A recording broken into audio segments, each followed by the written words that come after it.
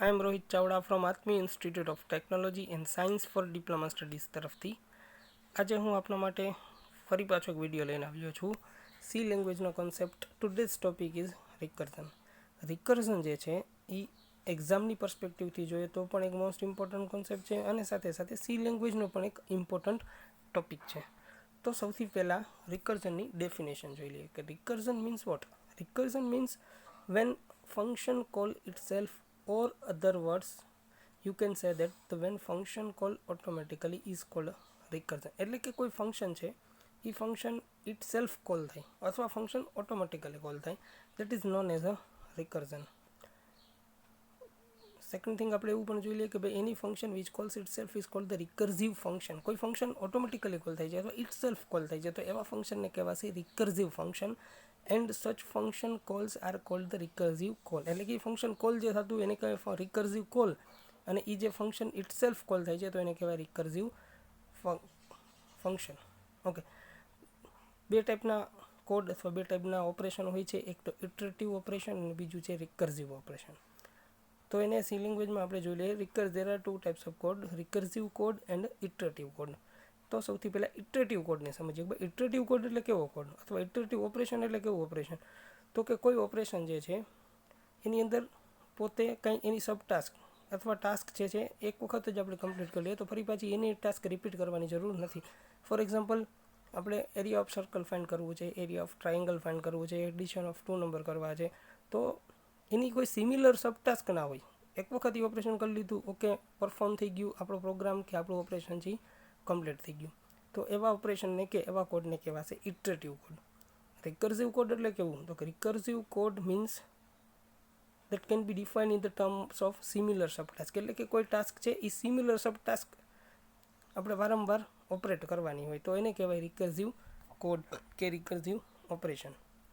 Four example, recursive may be applied to sorting, searching and traversal problem and is also example of Fibonacci series છે, factorial finding છે. આ ટાઈપના પ્રોબ્લેમને આપણે solve કરવા માટે રિકર્ઝનનો કે રિકર્ઝિવ ફંક્શનનો યુઝ કરી શકીએ.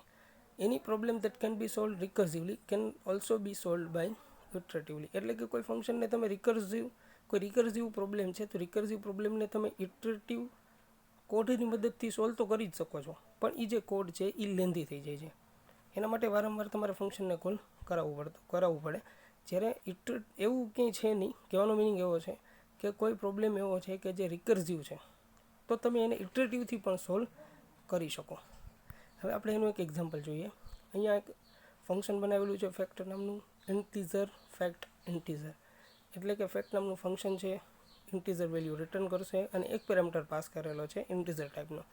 ઓકે, પ્રોગ્રામને રન કરીએ તો ઇન્ટીઝર મેઇનથી એક્ઝિક્યુશન સ્ટાર્ટ થશે. ઇન્ટીઝર એન એફ એટલે કે બે વેરિયેબલ છે એન અને એફ.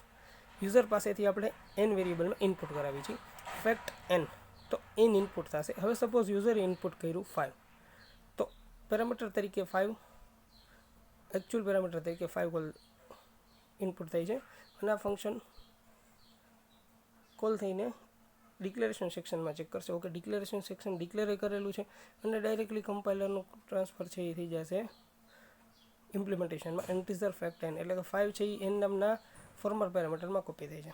હવે ફંક્શનનું એક્ઝિક્યુશન, એકચ્યુઅલ ફંક્શનનું એક્ઝિક્યુશન સ્ટાર્ટ થાય છે. ઇફ એન ઇઝ ઇક્વલ 0, હવે અહીંયા જોઈએ તો એનની વેલ્યુ 5 છે તો 5 ઇઝ ઇક્વલ 0, નો કન્ડિશન ફોલ્સ થઈ છે. તો નેક્સ્ટ કન્ડિશન ચેક કરવા જાય છે else if N is equal 1, એટલે કે 5 ઇઝ ઇક્વલ 1, નો, અહીંયા પણ કન્ડિશન ફોલ્સ થઈ છે. તો નેક્સ્ટમાં જશે else return N into fact N -1. હવે આ જ સમજવાનું છે, એન ઇન્ટુ ફેક્ટ એન -1 એટલે આ ફંક્શન 5 - 4 -1, 5 - 1 4, 4 - 1 3, 3 - 1 2, 2 - 1 1. એટલે કે 5 × 4 × 3 × 2 × 1 આવું કેલ્ક્યુલેશન કરશે. તો 5 × 4 × 3 × 2 × 1 ઇઝ ઇક્વલ ટુ મળશે 120. અને 120 જે છે એ રિટર્ન થશે મેઇન ફંક્શનને. તો 120 કોપી થશે એફમાં અને અહીંયા factorial is equal to %d, f લખેલું છે. તો અહીંયા આપણને વેલ્યુ મળી જશે 120. એનો મતલબ એવો થયો કે factorial of 5 is equals two 120. જો અહીંયા આપેલું જ છે 5 × 4, 4 × 3, 3 × 2 × 1 ઇઝ ઇક્વલ્સ ટુ 120.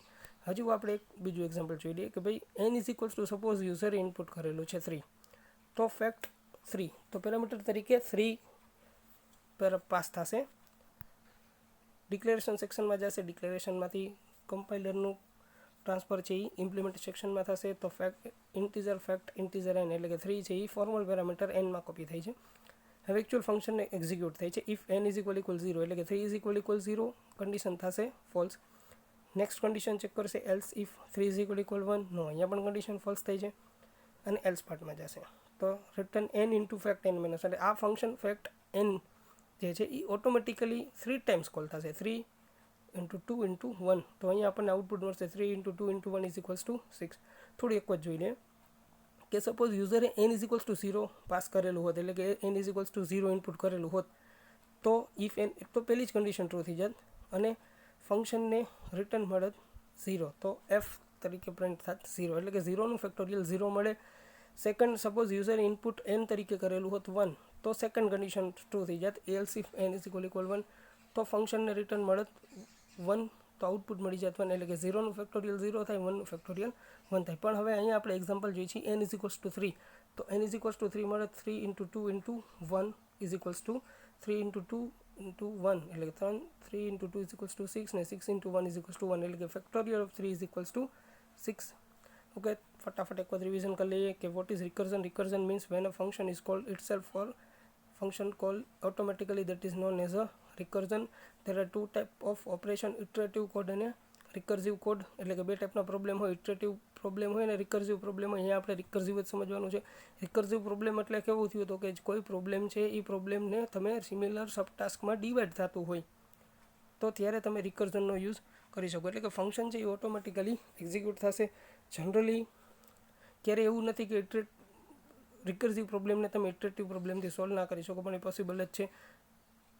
અહીંયા આપણને સમ એક્ઝામ્પલ્સ આપેલા છે. ફિબોનાકી સિરીઝ છે, ફેક્ટોરિયલ ફાઇન્ડિંગ છે, સોર્ટિંગ છે, સર્ચિંગ છે, ટ્રાવર્સલ છે. આ ટાઈપના કંઈ ઓપરેશન છે, આ ટાઈપના કંઈ પ્રોબ્લેમ છે, એને જો આપણે સોલ્વ કરવા હોય તો with the use of recursion you can complete it. Okay, thank you.